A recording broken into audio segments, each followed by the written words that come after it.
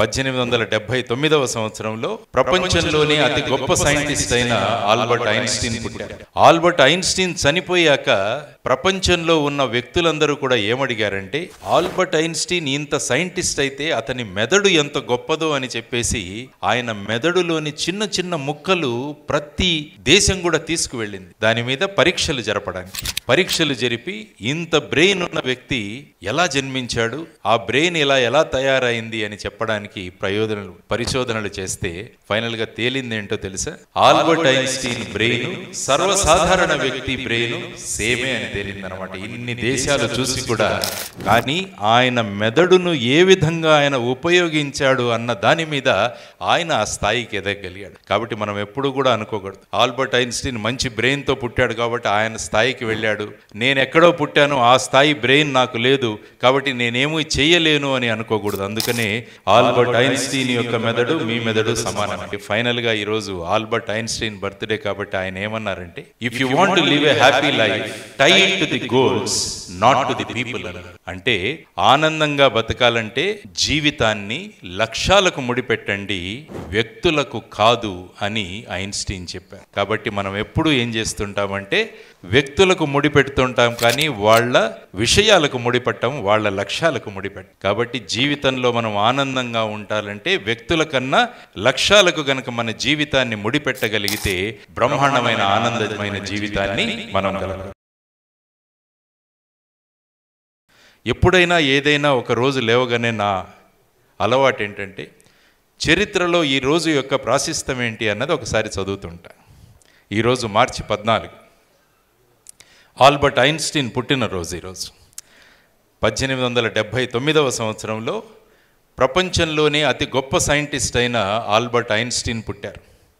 Albert Einstein చనిపోయాక ప్రపంచంలో ఉన్న వ్యక్తులందరూ కూడా ఏమడిగారంటే, ఆల్బర్ట్ ఐన్స్టీన్ ఇంత సైంటిస్ట్ అయితే అతని మెదడు ఎంత గొప్పదో అని చెప్పేసి ఆయన మెదడులోని చిన్న చిన్న ముక్కలు ప్రతి దేశం కూడా తీసుకువెళ్ళింది దాని మీద పరీక్షలు జరపడానికి. పరీక్షలు జరిపి ఇంత బ్రెయిన్ ఉన్న వ్యక్తి ఎలా జన్మించాడు, ఆ బ్రెయిన్ ఎలా తయారైంది అని చెప్పడానికి పరిశోధనలు చేస్తే ఫైనల్గా తేలింది ఏంటో తెలుసా?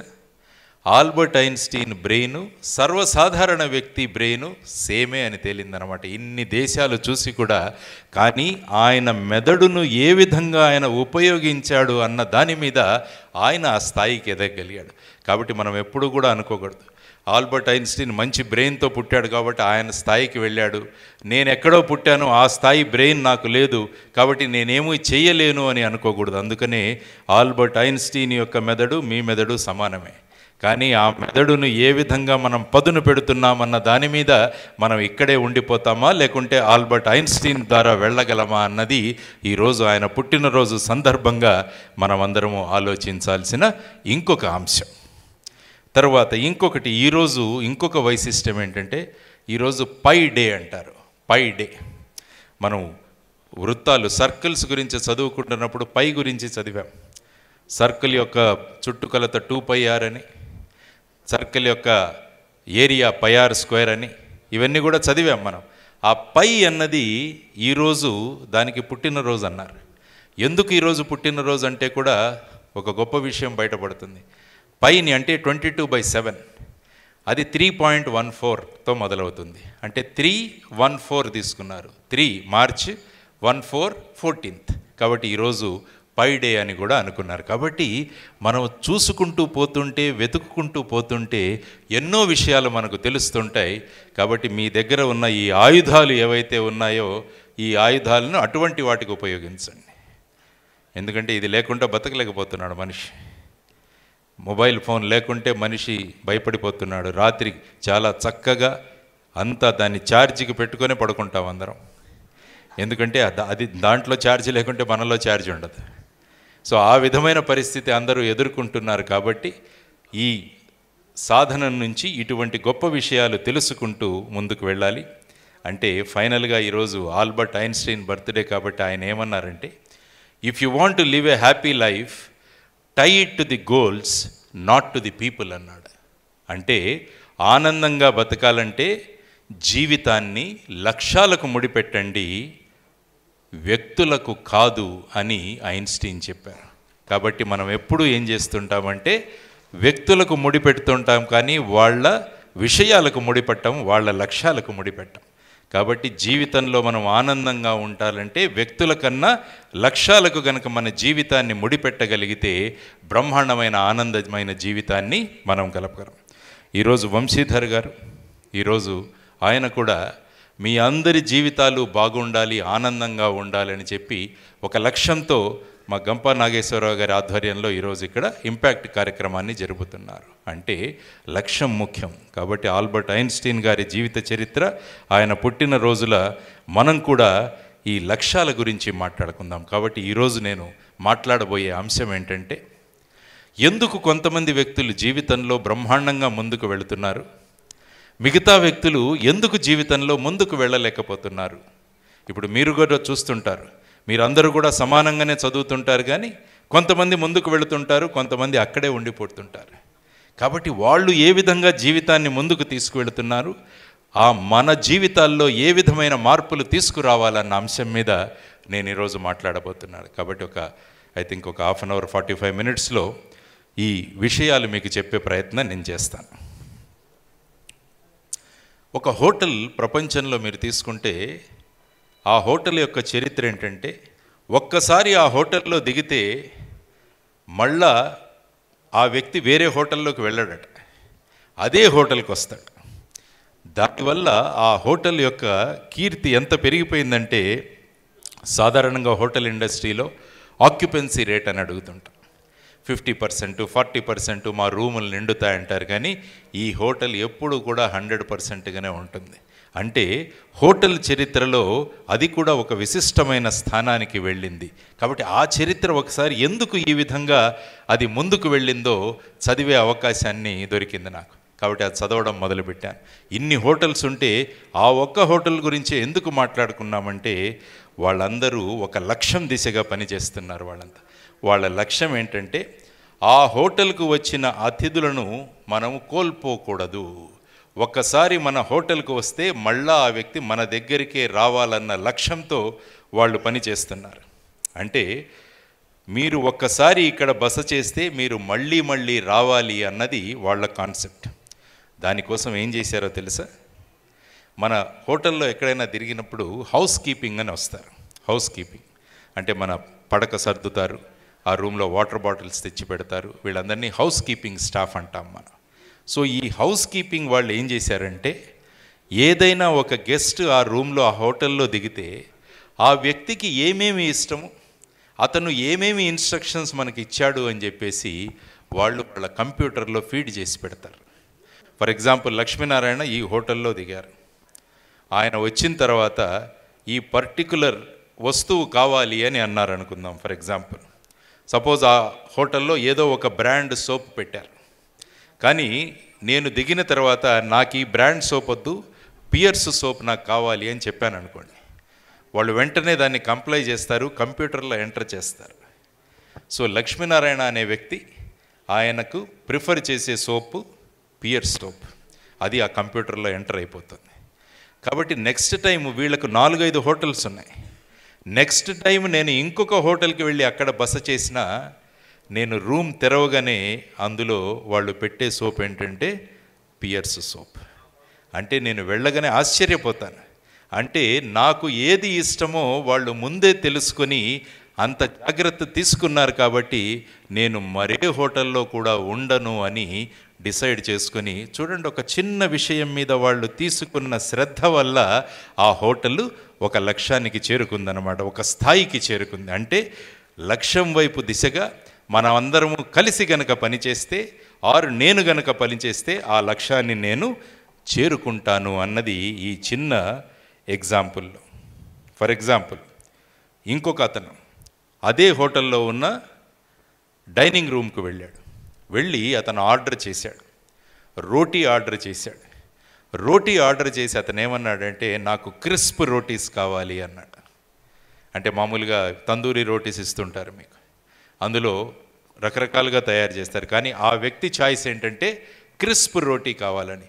వెంటనే ఆ హోటల్లో ఉన్న స్టాఫ్ కింద రాసేసుకుంటారు, ఈ వ్యక్తి ఈ రూమ్లో ఉన్న ఈయన పేరు ఇది, రోటీస్లో ఈయన చాయిస్ ఇది.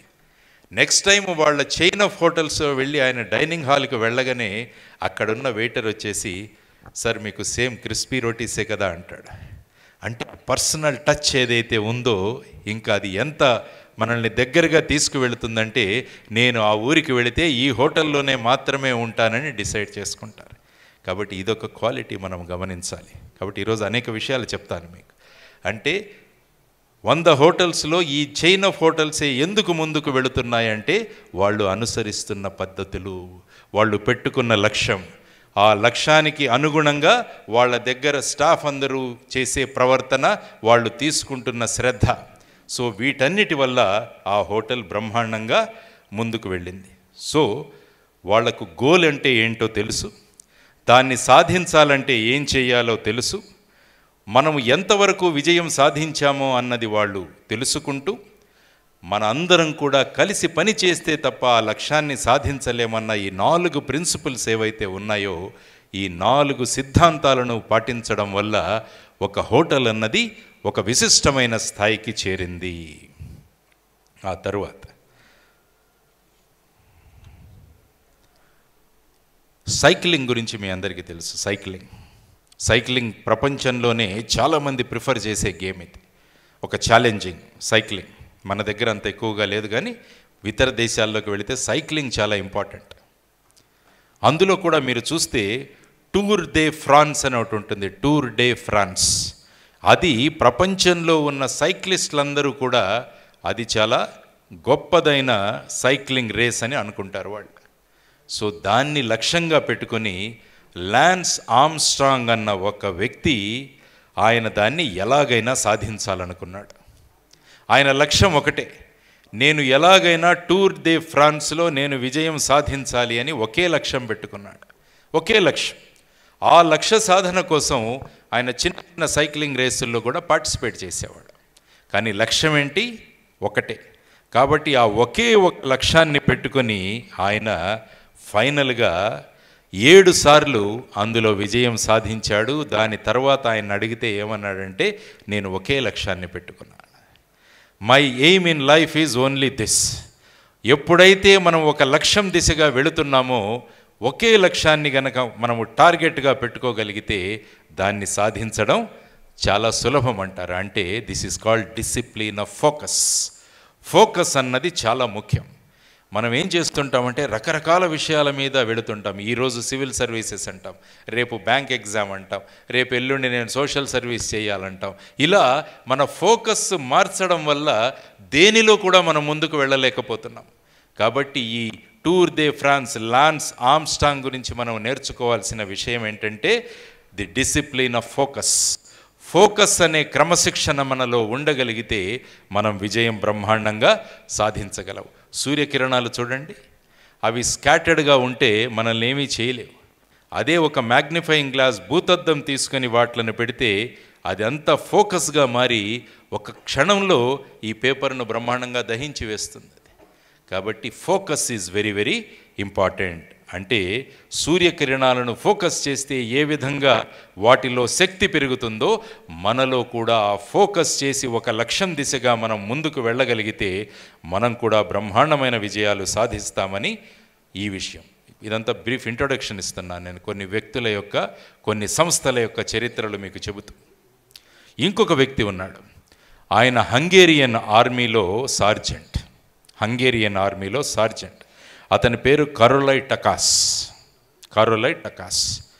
1938లో ఆ దేశానికి టాప్ పిస్టల్ షూటర్.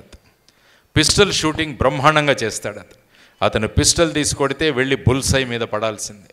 అటువంటి వ్యక్తి ఖచ్చితంగా 1940వ సంవత్సరంలో ఒలింపిక్ మెడలు, ఒకే లక్ష్యం, నేను ఎలాగైనా ఒలింపిక్స్లో నేను మెడల్ తీసుకురావాలి అని ఒకే లక్ష్యాన్ని గురి చేసుకొని ఆయన ప్రాక్టీస్ చేయడం మొదలుపెట్టాడు.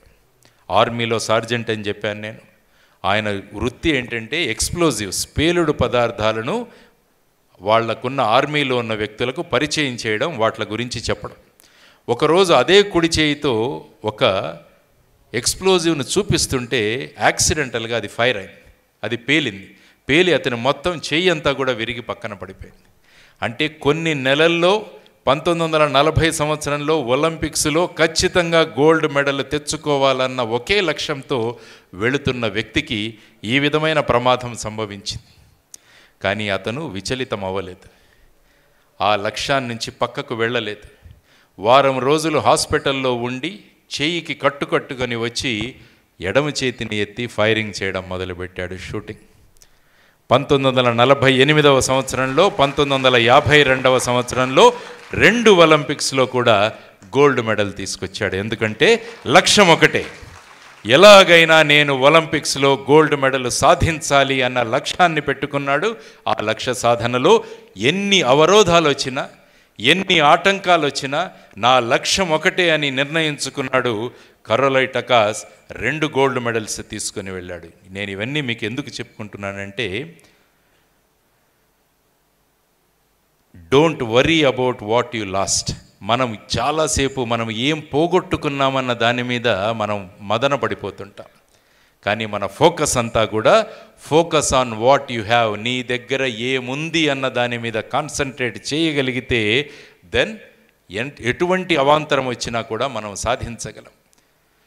కరోలై టకాస్ నా చెయ్యి పోయిందే అని ఏడ్చుకుంటూ కూర్చోలేదు, నా దగ్గర ఎడం చెయ్యి ఉంది అనుకున్నాడు, దానితో మొదలుపెట్టాడు, గోల్డ్ మెడల్ తీసుకొచ్చాడు, తన లక్ష్య సాధనను చేసుకున్నాడు. మీ అందరికీ జాక్ మా తెలుసు. జాక్ మా అతను alibaba.com అని చైనీస్ వ్యక్తి. మన ఈ అమెజాను తర్వాత వచ్చేసి ఫ్లిప్కార్ట్ ఇలాంటివి రాకముందు ఒక పెద్ద గ్లోబల్ చైన్ స్టార్ట్ చేశాడు, alibaba.com అని. ఒకసారి మీ నెట్లో చూడండి. సో ఆ నెట్లో చూస్తే అతను ఏం చెప్పాడంటే, ఆయన అడిగారు ఎవరు, మీరు ఈ విధంగా alibaba.comలో ఇంత విజయాన్ని మీరు ఎలా సాధించగలిగారు అంటే ఆయన ఏమన్నాడంటే, డోంట్ చేంజ్ ది ర్యాబిట్ అన్నాడు. అర్థం కాలేదు ఎవరికి, డోంట్ చేంజ్ ది ర్యాబిట్. ఇదేంటి విజయం అడిగితే కుందేళ్ల గురించి మాట్లాడతాడు అంటారు. ఆయన ఏమన్నాడంటే, ఒక రూములో కొన్ని కుందేళ్లను వదిలాం, ఒక 10 కుందేళ్ళు ఉన్నాయి, మిమ్మల్ని అందులోకి వదిలి ఒక కుందేలును తీసుకురా అని చెప్పారట.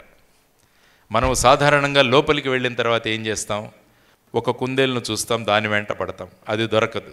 వెంటనే ఏం చేస్తాం, 2వ కుందేలు మీద కాన్సన్ట్రేట్ చేస్తాం, అది దొరకదు. అది దొరకకుంటే 3వ కుందేలు దగ్గరికి వెళ్తాం. కానీ ఒక అరగంట తర్వాత ఏమవుతుందంటే మనం ఉట్టి చేతులతో బయటకు వస్తాం. ఆయన ఏమంటాడంటే, మీరు ఆ రూమ్లోకి వెళ్ళిన తర్వాత ఒకే ఒక కుందేలు మీద కనుక మీరు కాన్సన్ట్రేట్ చేసి ఉంటే ఖచ్చితంగా ఆ కుందేలును పట్టుకొని మీరు బయటికి రాగలిగేవాళ్ళు. అంటే మీరు ఈ కుందేళ్లను చేంజ్ చేస్తూ, when you start changing the rabbits, it will be very difficult for you to get one of them అంటాడు. అందుకనే ఆయన ఏమన్నాడంటే, డోంట్ చేంజ్ ది ర్యాబిట్ అంటాడు. Don't change the rabbit. ఏ కుందేలునైతే మీరు పట్టుకోవాలనుకుంటున్నారో, ఏ లక్ష్యాన్నైతే మీరు సాధించాలనుకుంటున్నారో, ఆ లక్ష్యం కనుక మీ మనస్సు నుంచి మీరు కోరుకోగలిగితే ఆ లక్ష్యం ఖచ్చితంగా నెరవేరుతుంది అన్నది ఈ ఉదాహరణ ద్వారా కూడా మనం తెలుసుకోవచ్చు, జాక్ మా యొక్క ఉదాహరణ ద్వారా. అందుకనే సుందరకాండలో ఒక కథ ఉంది, ఆ కథ మీకు చెప్తాను. సుందరకాండలో ఒక గురువు శిష్యులు వెళుతున్నారట. ఒక అడవిలోంచి వెళుతుంటే గురువు సడన్గా తదాస్తు అంటాడట. శిష్యుడికి అర్థం కాలేదు, ఎందుకు తదాస్తు అంటున్నాడు అంటే ఆయన ఏమన్నాడంటే, నేను ఎందుకు తదాస్తున్నా అంటే, ఈ చెట్టు ఏదైతే ఉందో చూసావా, ఆ చెట్టు ఏం కోరుకుందంటే నేను చక్రవర్తిని కావాలి అని కోరుకుంది అన్నాడు. శిష్యుడికి అర్థం కాలేదు, చెట్టు ఏంటి చక్రవర్తి కావడం ఏంటి, మీరు తదాస్తు అనడం ఏంటి అన్నాడు. కానీ నేను తదాస్తు అన్నాను అంటాడు. దాంతో శిష్యుడికి ఈ చెట్టు చక్రవర్తి ఎలా అవుతుందన్నది ఒక పెద్ద సమస్య. దానితోనే కూర్చున్నాడు. ఆ రోజు రాత్రి హఠాత్తుగా గాలివానలు వచ్చాయి, ఆ చెట్టు పడిపోయింది. శిష్యుడు అనుకుంటాడు, ఇప్పుడే ఈరోజే మధ్యాహ్నమే మా గురువు గారు ఈ చెట్టు చక్రవర్తి అవుతుందని తదాస్తు ఇచ్చాడు, రాత్రి చూస్తే ఈ చెట్టు పడిపోయింది అంటాడు. మరి ఎలా అవుతుంది గురువు గారు అంటే, చూడు అన్నాడు. ఆ పడిపోయిన చెట్టు నుంచి పాదుకలు తయారు చేశారు. ఆ పడిపోయిన చెట్టు ద్వారా పాదుకలు తయారు చేశారు. అదే సమయంలో దశరథుడు రాముడిని అరణ్యవాసానికి వెళ్ళమన్నాడు, అడవులకు వెళ్ళమన్నాడు. అతను పట్టుబట్టలు వదిలేసి నారబట్టలు కట్టుకున్నాడు. కట్టుకొని పాదుకలు కావాల్సి వచ్చింది. సో ఆ చెట్టు ద్వారా తయారు చేసిన పాదుకలు రాముడు ధరించి వెళ్ళాడు వనవాసంలోకి. వెళ్ళిన తర్వాత కొన్ని రోజుల తర్వాత భరతుడికి తెలిసింది, రాముడు ఇలా కైకేయి దశరథుడి కోరిక వల్ల ఆయన వెళ్ళిపోయాడు అని చెప్పేసి ఆయన దగ్గరికి వెళ్ళి మళ్ళా రాజ్యం చేయడానికి రండి అంటే ఏమన్నాడు, నేను రాలేను, నాన్నగారికి మాటిచ్చాను, అప్పుడు మీ పాదుకలిస్తే వాటిని రాజుగా చేసి నేను రాజ్యాన్ని పరిపాలిస్తాను అని చెప్పి ఆ పాదుకలు తీసుకువెళ్ళి ఆ కుర్చీ మీద పెట్టి చక్రవర్తి అయ్యాడు. కాబట్టి చెట్టు చక్రవర్తి అయిందా లేదా? అంటే కోరిక.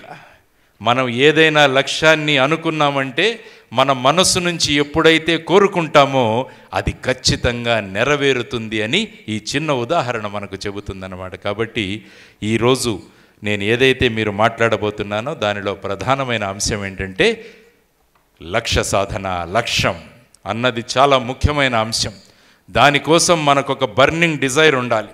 నేను ఎలాగైనా ఈ లక్ష్యాన్ని సాధించాలి అన్న కోరిక మీలో ఉన్నప్పుడు ఏమవుతుందంటే ఆ లక్ష్యం ఖచ్చితంగా నెరవేరుతుంది. దీన్నే బర్నింగ్ డిజైర్ అంటారు. సోక్రటీస్ గారి దగ్గరికి ఒక శిష్యుడు వచ్చాడట. శిష్యుడు వచ్చి నాకు విద్య నేర్పించండి, మీలాగా ఒక గొప్ప వ్యక్తినిగా తయారు చేయమంటే సోక్రటీస్ ఆ వ్యక్తిని సముద్రం దగ్గరికి తీసుకెళ్ళి సముద్రంలో ముంచేశాడు. ముంచేసి 2-3 నిమిషాల్లో ఊపిరి ఆడలేక ఎలాగోలాగా బలం చేకూర్చుకొని ఆయన్ను తోసేసి బయటకు వచ్చేసాడు. సోక్రటీస్ అన్నాడు, నీలో జీవించాలి అన్న కోరిక నిన్ను బయటికి వచ్చేలాగా చేసింది, కాబట్టి అంతటి బర్నింగ్ డిజైర్ కనుక నీలో ఉంటే నువ్వు ఏమనుకుంటే అది సాధించగలవు అని చెప్పి సోక్రటీస్ చెప్తాడు. కాబట్టి నేను మొదట ఏ సారాంశం గురించి ఈరోజు వచ్చానంటే అందరూ చేస్తుంటారు కానీ కొంతమంది వ్యక్తులే విశిష్టమైన స్థానాలకు ఎందుకు వెళ్ళగలుగుతారంటే వాళ్ళు నిర్ణయించుకున్న లక్ష్యం, ఆ లక్ష్యం దిశగా వాళ్ళ ప్రయాణం చేసి వాళ్ళలో గనక ఈ బర్నింగ్ డిజైర్ గనక ఉండగలిగితే వాళ్ళు దేన్నైనా సాధించగలరు. అందువల్ల ఈరోజు నేను మొదట మిమ్మల్ని కోరుకున్నది ఏంటంటే ఒక లక్ష్యం, మన జీవితంలో ఏం సాధించాలి అన్నది మీరు పుస్తకాల్లో రాసేసుకోండి. మళ్ళీ రోజు మారుస్తామంటే కుదరదు. అది మనం ఒక విశిష్టమైన స్థానానికి చేరుకోవాలంటే ఒక లక్ష్యాన్ని గనక మనం నిర్దేశించుకుంటే బ్రహ్మాండంగా ముందుకు వెళ్ళగలం. ఎడ్మండ్ హిల్లరీ ఎవరెస్ట్ శిఖరాన్ని ఎక్కాలనుకున్నాడు. ఒకే ఒక టార్గెట్ జీవితంలో, నేను చిన్న చిన్న కొండలు ఎక్కను కానీ ఎక్కాను, కానీ ఫైనల్గా నాకు ఎవరెస్ట్నే ఎక్కాలన్నది అతని కోరిక. ఎన్నోసార్లు ప్రయత్నం చేశాడు, కానీ కొంతవరకు వెళ్ళడం మళ్ళా కిందికి రావడం, కొంతవరకు వెళ్ళడం కిందికి రావడం. 20వసారి ఆల్మోస్ట్ ఇంకా కొండ శిఖరానికి చేరుకున్నాడంటున్న సందర్భంలో మంచు తుఫాను రావడం వల్ల మళ్ళా కిందికి వచ్చేసాడు. అప్పుడు అతను ఏమంటాడో తెలుసా? ఎవరెస్ట్ని, నువ్వు రాయివి, నువ్వు ఎదగలేవు, నేను మనిషిని, నేను ప్రతి క్షణము ఎదుగుతుంటాను, ఒకరోజు ఎదిగి వచ్చి నిన్ను జయిస్తాను అంటాడు ఎడ్మండ్ హిల్లరీ. నెక్స్ట్ అటెంప్ట్లోనే ఎవరెస్ట్ని ఎక్కేస్తాడనమాట. కాబట్టి లక్ష్యం ఒకటే, ఎవరెస్ట్ని ఎలాగైనా ఎక్కాలి అన్న లక్ష్యం పెట్టుకున్నప్పుడు మీ శరీరంలో ఉన్న ప్రతి కణం, ప్రతి నరం మీకు సహాయం చేసి ఆ లక్ష్యాన్ని సాధించే విధంగా మనం వెళుతుంది. కాబట్టి my dear students, have one aim in your life. ఇప్పుడే నిర్ణయించుకోండి ఏం చెయ్యాలి మీరని. సివిల్ సర్వీసెస్ చేయాలనుకుంటున్నారా? రాసేసుకోండి, సివిల్ సర్వీసెస్కు వెళ్ళాలి అని చెప్పేసి. మీరు గొప్పగా ఏదైనా వేరే ఉద్యోగానికి వెళ్ళాలనుకుంటున్నారా? రాసేసుకోండి. సోషల్ సర్వీస్ చేయాలనుకుంటున్నారా? రాసేసుకోండి. వన్ టార్గెట్, ఒక లక్ష్యం. అన్నీ చేయాలంటే కుదరవు మనకి. కాబట్టి ఒకటి సాధించిన తర్వాత మిగతా వాటికి వెళ్ళొచ్చు. కాబట్టి my first discipline or first rule for getting success in your life is have one important goal in your life. Widely important goal అంటారు దాన్ని, ఇంగ్లీషు పరిభాషలో విగ్ అంటారు, WIG.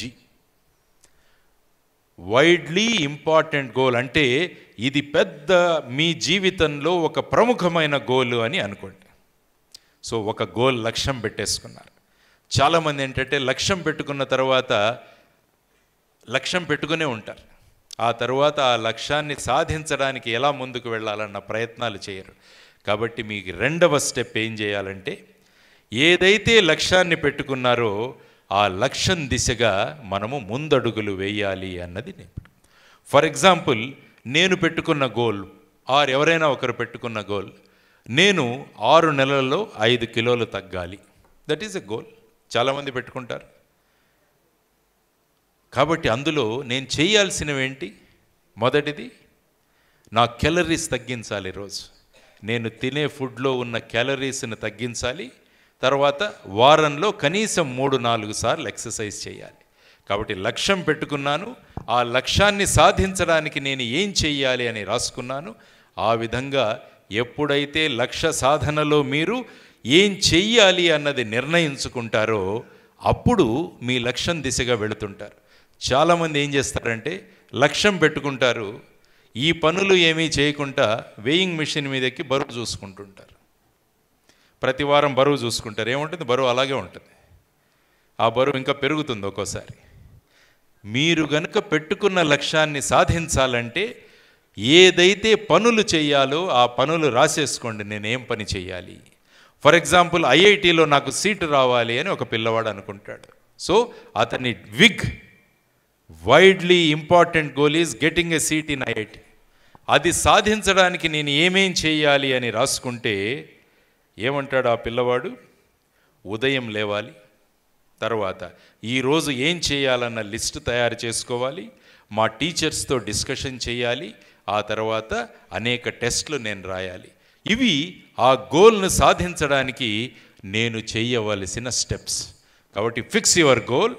Then second thing you need to do is, ఆ goal achieve చేయడానికి నేనేం చేయాలి అని రాసుకున్న తర్వాత ఏమవుతుందంటే మీకు చాలా సులభతరం అవుతుంది. మూడవ స్టెప్ మీరు చేయాల్సింది, కీప్ ఎ స్కోర్ బోర్డ్. ఒక స్కోర్ బోర్డు పెట్టుకోండి. మీరు సాధారణంగా చాలామంది మనం క్రికెట్ ఆడుతుంటాం.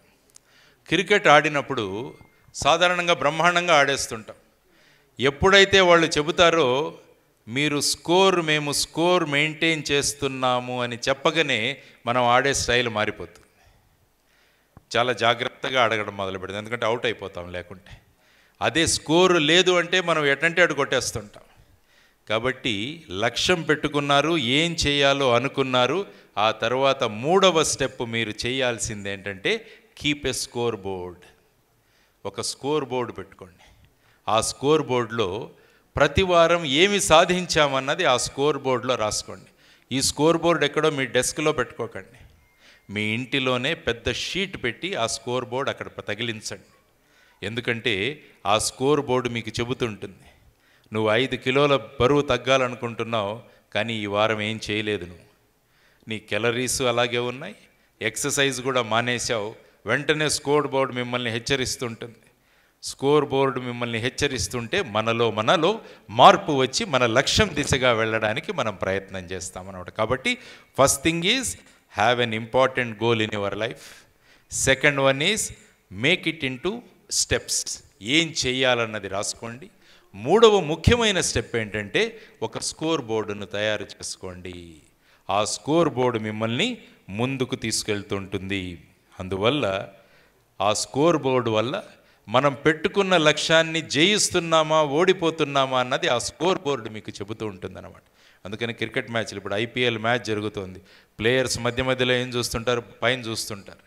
స్కోర్ బోర్డు కనపడుతుంటుంది వాళ్ళకి. ఆ స్కోర్ బోర్డును బట్టి వాళ్ళ లక్ష్యం ఏంటి? జయించాలి.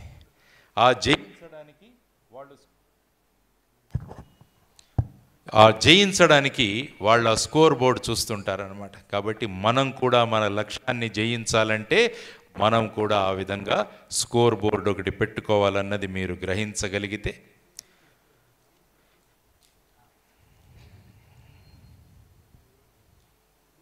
నాలుగవ విషయం మీరు చేయాల్సింది, నేను దీనికి బాధ్యుడను అని అనుకోవాలి. మీరు జస్ట్ లక్ష్యాన్ని పెట్టుకుంటే సరిపోదు. నేను బాధ్యుడను అనుకొని ఎవరో ఒకరి వ్యక్తితో మీరు చేస్తున్న ప్రగతి గురించి ఓపెన్గా మాట్లాడుతూ ఉండండి. అది మీ నాన్నగారు కావచ్చు, మీ అమ్మగారు కావచ్చు, మీ సోదరుడు కావచ్చు, మీ సోదరీమణి కావచ్చు, లేకుంటే ఒక ఫ్రెండ్ కావచ్చు. వాళ్లకు తెలియాలి ఈ విషయం. నేను ఈ లక్ష్యాన్ని పెట్టుకున్నాను, నేను ఈ విషయాలు చెయ్యాలి అనుకున్నాను, దానికోసం నేను ఒక స్కోర్ బోర్డు పెట్టుకున్నాను.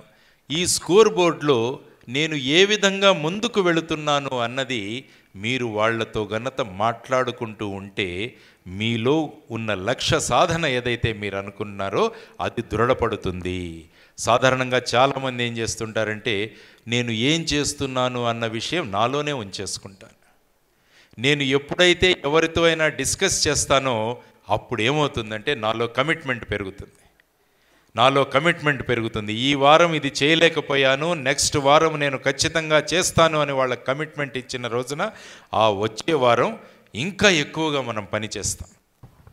సో ఈ విధంగా మనకొక కంపానియన్ అన్న వాళ్ళకి చేసుకోవాలి. ఒక companion, keep one person of your confidence. So ఈ 4 స్టెప్స్ కనుక మనం ఫాలో అవ్వగలిగితే, చూడండి ఎవరు విజయాలు సాధించినా ఈ 4 స్టెప్స్ వాళ్ళు ఫాలో అయ్యారు కాబట్టి వాళ్ళ విజయాలు సాధించారు. మిగతా వ్యక్తులు కేవలం ఒక లక్ష్యాన్ని పెట్టుకున్నంత మాత్రాన వాళ్ళు మిగతా వాళ్ళులాగా ముందుకు వెళ్ళలేదు. సివిల్ సర్వీసెస్లో ఎంతోమంది రాస్తుంటారు పరీక్ష, కానీ కొంతమంది సక్సెస్ అవుతున్నారు. ఆ సక్సెస్ఫుల్ వ్యక్తుల యొక్క జీవిత చరిత్రలు గనక చదవగలిగితే, ఇదేంటంటే ఫోకస్ డిస్టార్షన్ అంటారు దీన్ని.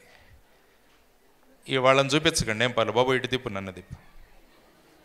ఎందుకంటే పిల్లలు ఫోకసింగ్ చాలా తగ్గిపోయింది ఈ మధ్యలో. అందుకని యూట్యూబ్ వీడియోలు కూడా 2 నిమిషాల కంటే ఎక్కువ మాట్లాడొద్దు అంటారు. ఎందుకంటే 2 నిమిషాల కన్నా ఎక్కువ ఉంటే వాళ్ళు చూడరట. సో ఆ విధంగా ఇప్పుడే ఫోకస్ గురించి మాట్లాడావు, ఈయన ఫోకస్ అప్పటిని డైవర్ట్ చేశాడు ఈయన మనం.